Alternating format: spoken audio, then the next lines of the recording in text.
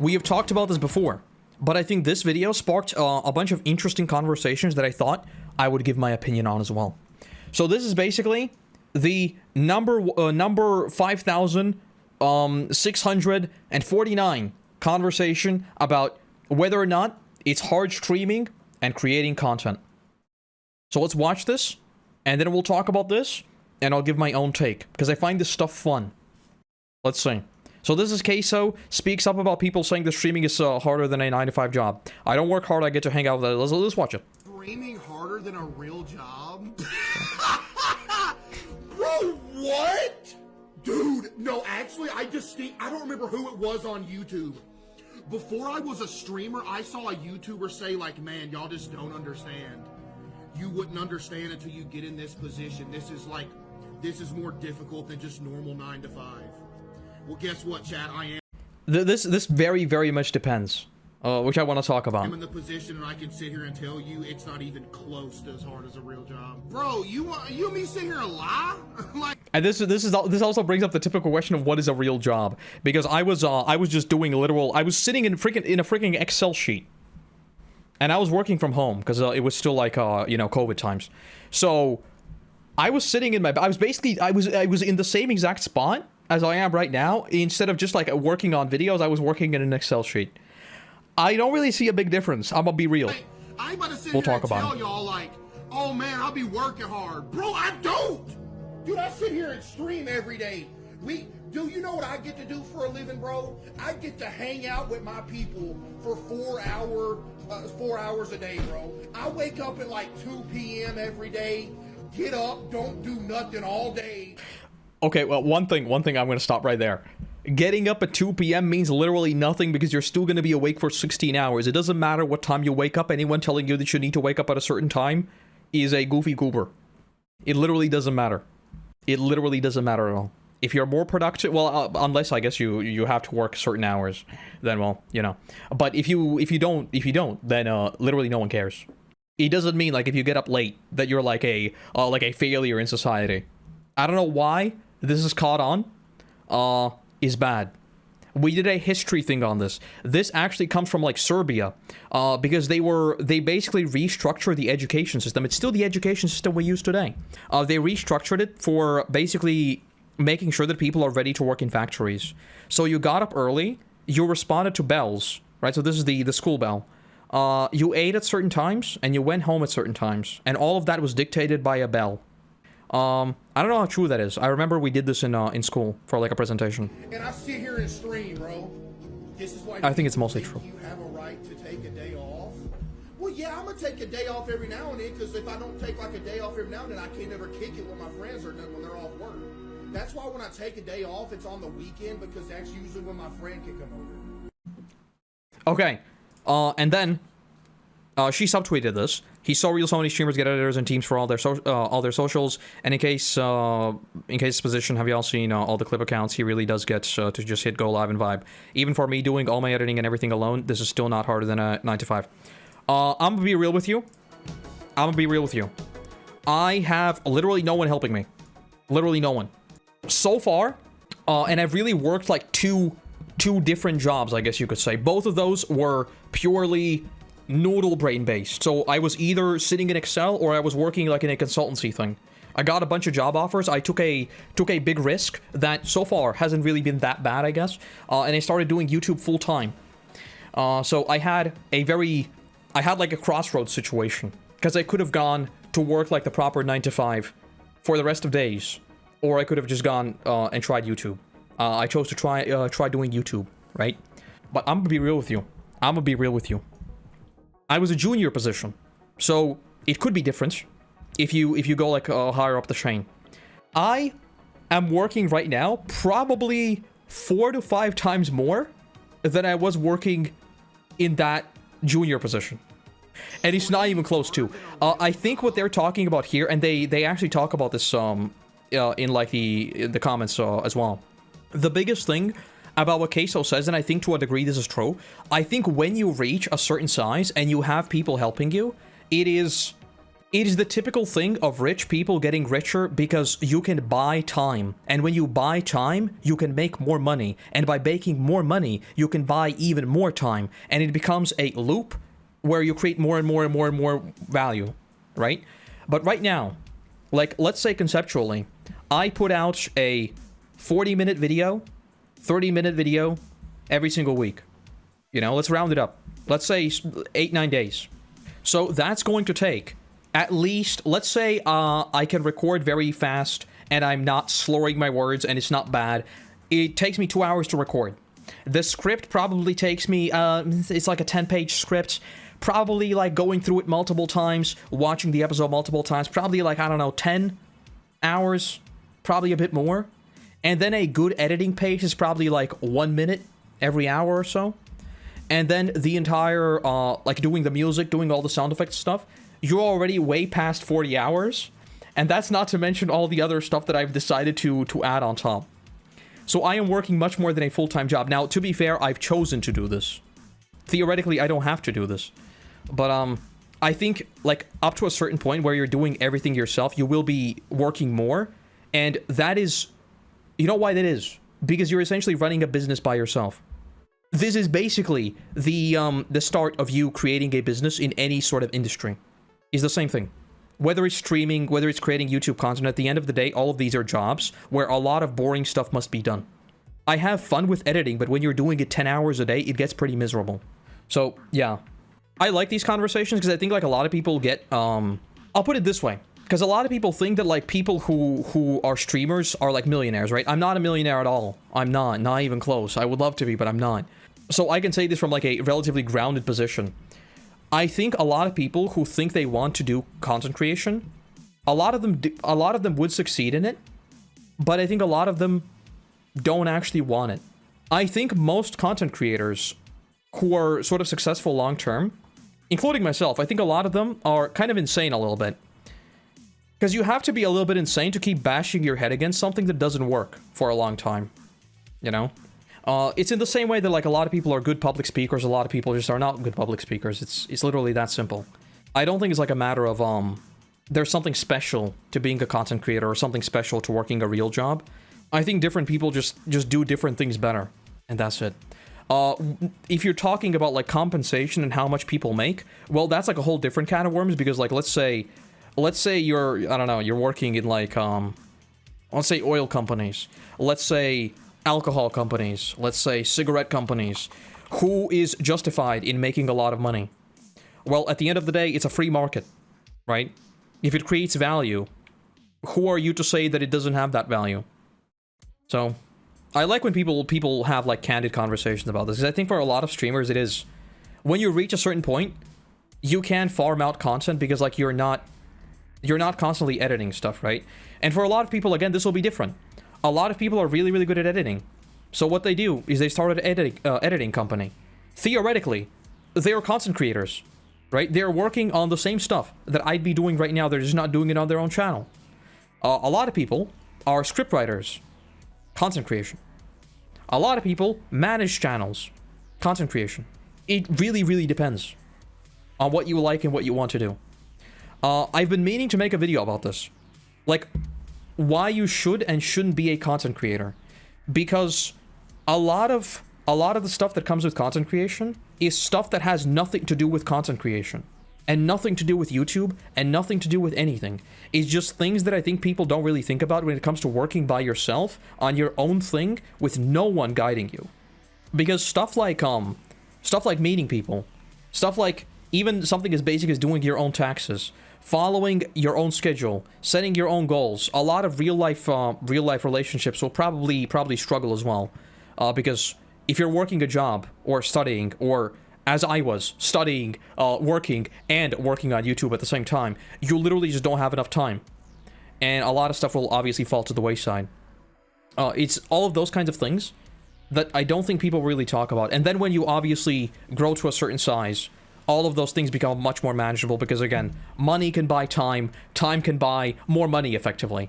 And then the list goes on, you know. I think they're interesting conversations to have.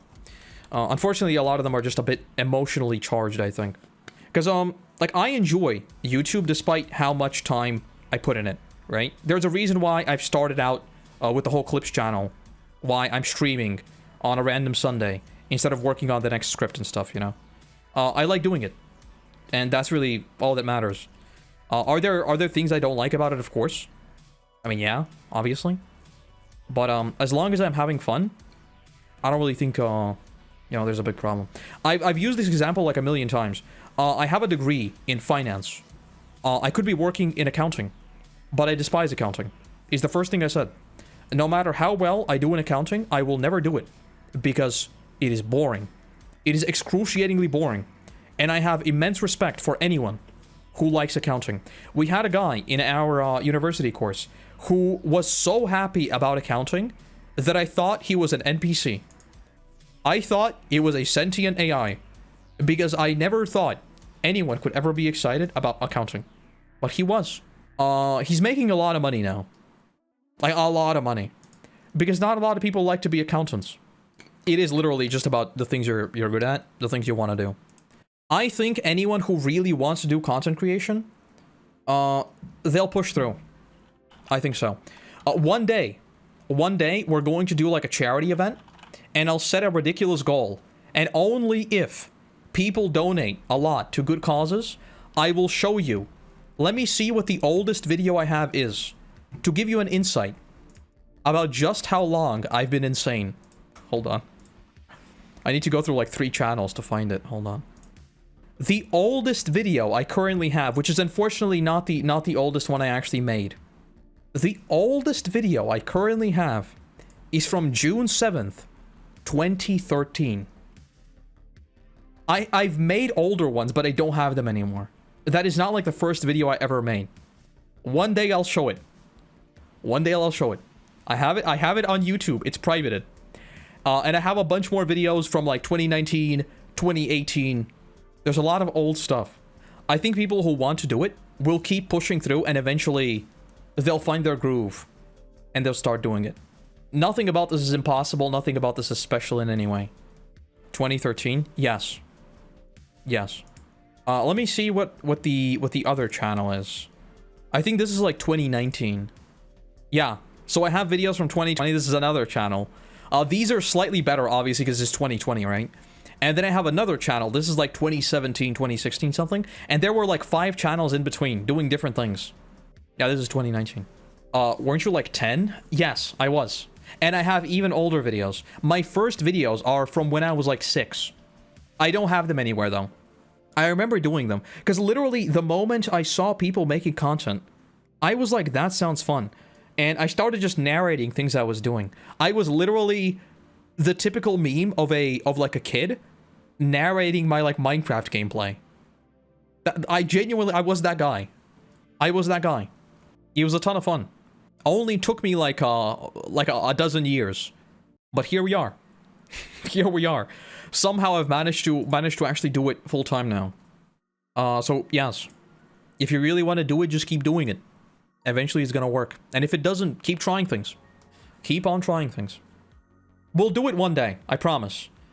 I want to make it like a special thing though. So that's something we do for like a live stream on the main channel with certain goals and everything. Because oh my god, is it cringe. Like, I mean, what do you expect from like a 10-year-old me narrating freaking oh, I'm not even gonna say what it was.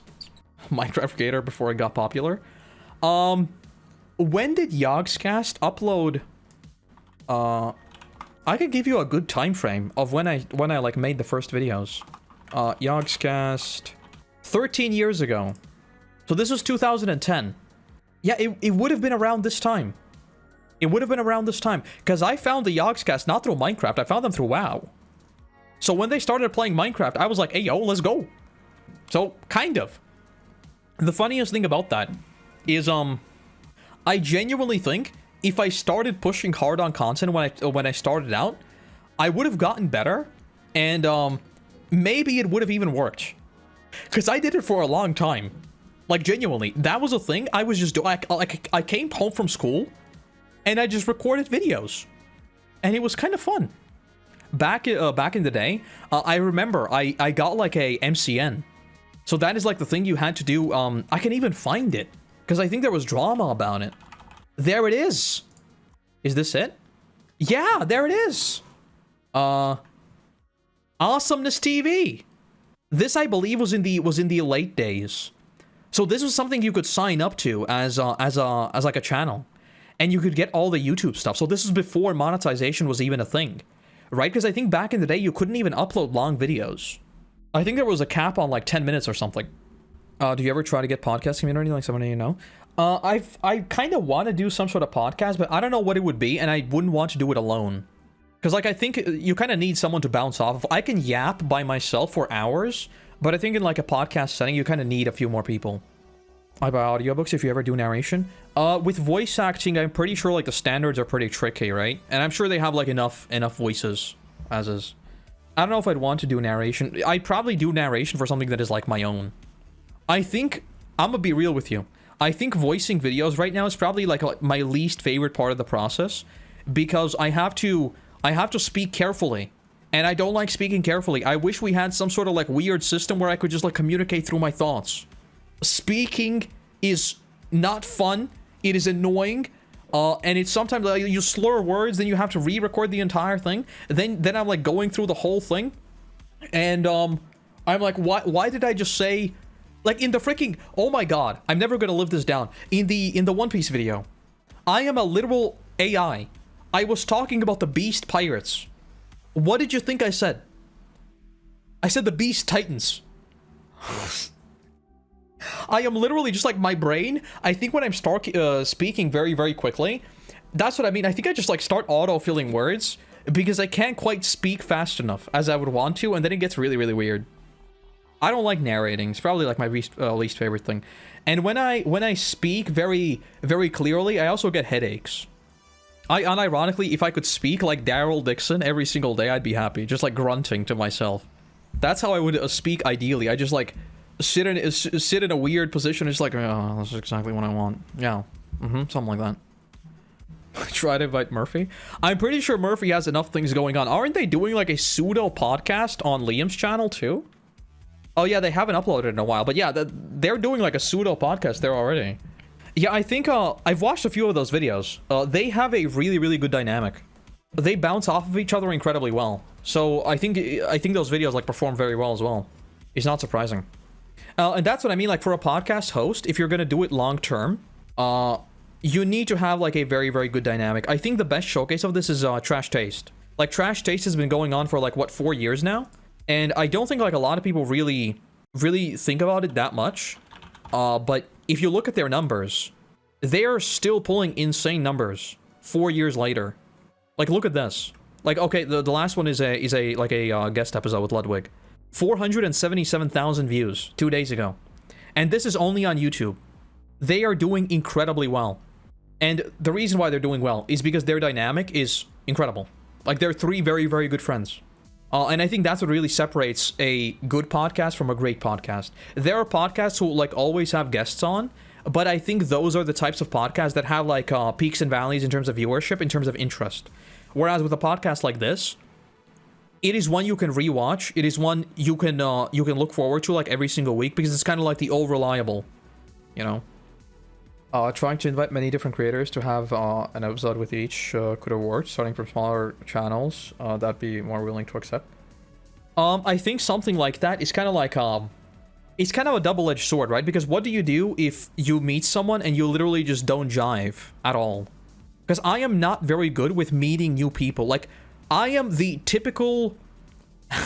I am literally the most typical example of an extrovert adopting an introvert, and that's where I'm like, yes, let's pop off. I am now in a group, and now we can talk. But when it comes to approaching new people, I am extremely standoffish. I think approaching people is weird. I even said this in my Frieren video, by the way. This is one of those things that... What is Appa doing? This is one of those things that...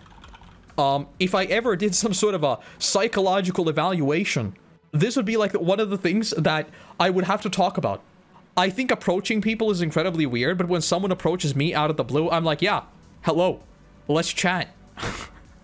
It's just a weird quirk I have. I guess it's like an insecurity of sorts. I don't like approaching people. I will never understand how someone can just reach out to someone out of the blue and be like, hey, what's up? I don't do that. That is scary to me. It's very scary to me. And that is true for like a professional sense. That is true for a personal sense. That is true in every sense.